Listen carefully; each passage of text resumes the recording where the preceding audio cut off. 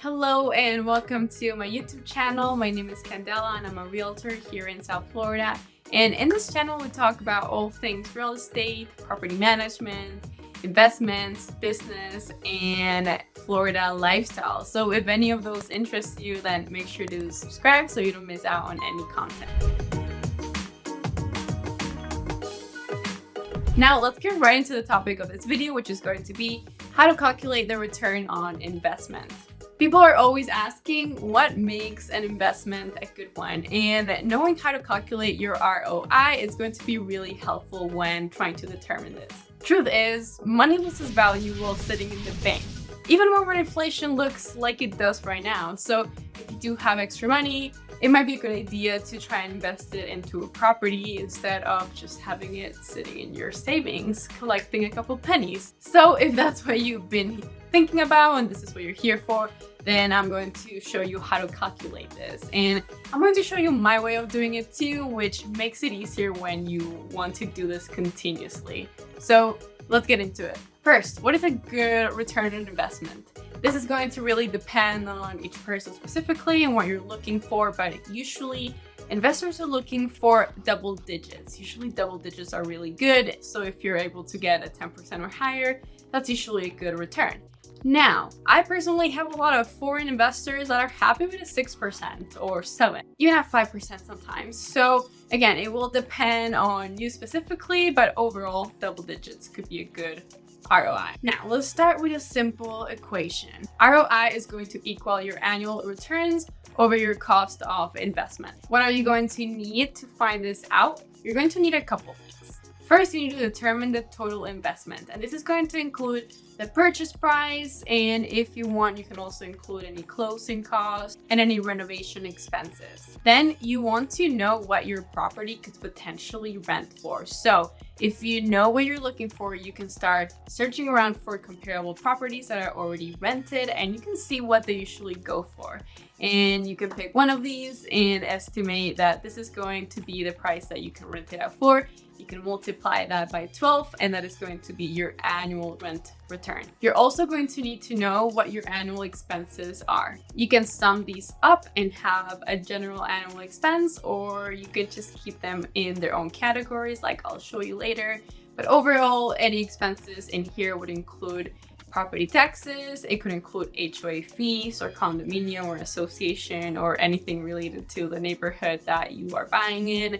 It could also include property management fees if you have someone manage the property for you. It could include also insurance, any maintenance costs. In the step previous, we calculated the annual rent income. And if you have the annual rent income and you subtract the annual expenses, that's going to give you your net rent income. Once you have this net operating income, which again, it was the total annual income minus all the annual expenses, you can grab this number and you can divide it by the first number, which was the total investment.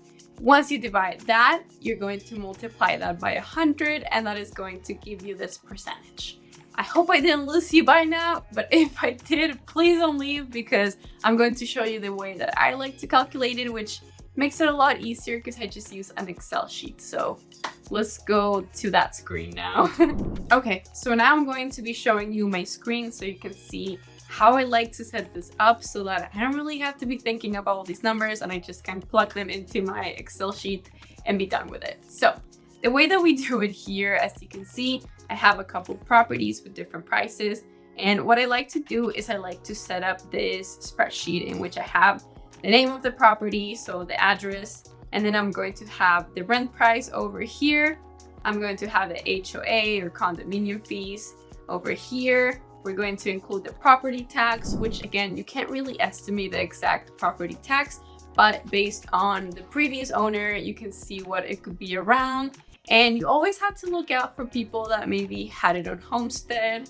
Here in Florida, at least, you can have a homestead exception if you are living in the property. Because you're not going to be living in the property, it might be a little higher for you. So you want to take this into account when you are calculating the property tax. So here's the property tax.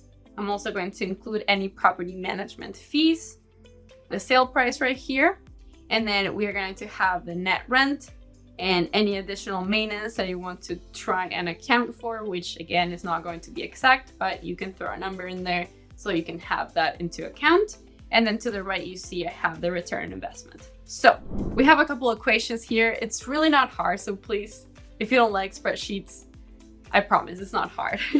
The first thing that we're going to do here is we're going to multiply the rent, and we're going to calculate the annual rent. So we have over here a multiplication, as you can see, in which I'm calculating first the rent price.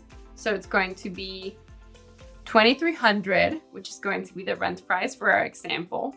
And I'm calculating that by 11.5 instead of 12. You could do 12, but I usually take this because we're either going to pay a commission or we're going to have a month that is going to be empty because we're renting it out. So I just calculate a little bit less so that it's realistic, but you could absolutely put 12 months in here. So that's the first part of the equation. And if you are familiar with Excel, the way that you do is you start the equation with an equal sign, and then you're going to put parentheses.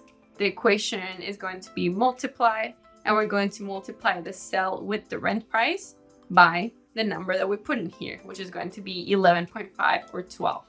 Then we're going to have this number subtract by the next equation, which is going to be C3, which is the HOA. The HOA is going to have 12 monthly payments, so we're going to be multiplying the HOA amount by 12. And we're going to subtract that from the rent. So basically what we're doing here is we're grabbing the rent and we're subtracting all the expenses. And I'm just doing it on the Excel sheet because it's a little bit easier. So once we have that, we're going to also subtract the property tax. That doesn't get multiplied by anything, it's just the property tax. And then we're going to subtract the property management fees, which is usually also 12 months. So what we did here is we created an equation in which we are multiplying the rent price by the amount of months. We're grabbing that and then we're subtracting from that all the other expenses, which are going to include 12 months worth of HOA. It's going to include the property tax, and it's going to include 12 months worth of property management. Once we do that equation right there, then that is going to give us the net rent. Sales price, again, hopefully it's less than you think, but you're going to know what the approximate sales price is going to be for a potential property. Now, the second equation is going to be the return on investment. And this is what it looks like. The return on investment is going to be an easier one because we already did the most complicated one at the beginning. So this one is simply going to be, it's going to be that initial equation I mentioned to you earlier, which is going to be the net rent divided by the initial and total investment, aka the sales price. So that is going to give us, in this case, a 6.53%, which again, to my investors, this might be a really good investment, and maybe to someone else, it's a little too low. Again, this equation right here is going to be equal sign. We're going to add the function called divide. We're going to open parentheses, and then we're going to divide the net rent by the sales price. And that is going to give you the return on investment.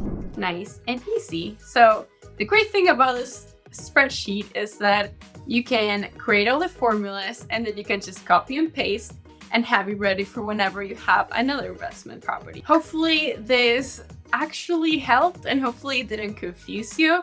To make things a little bit easier, I am going to link down below the same exact formula so that you can add it to your Google Sheets, because again, I'm not actually using Excel here, I'm using Google Sheets because I like to use everything Google.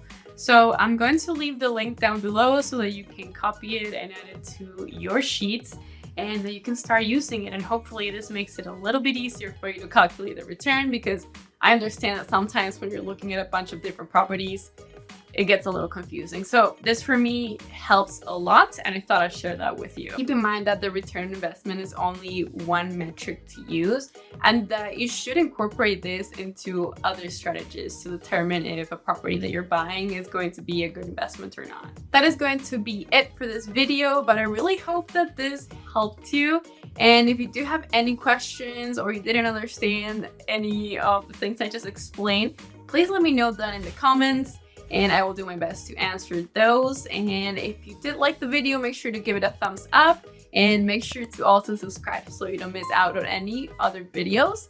And I will also leave my socials. I do post a lot on Instagram and on TikTok, so you can follow me on those. And other than that, that is going to be it. So I hope that you have an amazing rest of your day, and I hope to see you in the next video.